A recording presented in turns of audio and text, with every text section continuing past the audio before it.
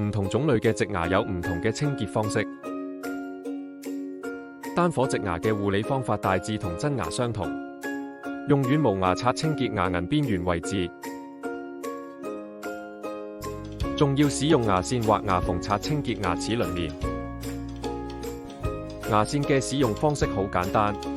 取出大約20至25厘米長嘅牙線，結成一個圈，用食指同拇指操控一段約2厘米長嘅牙線，然後將牙線前後拉動，慢慢將佢攝入牙縫內，將牙線緊貼牙齒鱗面呈 C 字形，並拉到牙齦溝最深處嘅地方，上下拉動。而使用牙縫刷時，只需要將佢攝入牙縫中，前後移動，清潔牙齒鱗面。牙縫刷尺寸有粗有細，記得選購適合自己嘅尺寸，以刷到牙肉但唔痛為原則。每日花啲時間完成以上步驟，植牙先可以用得長久。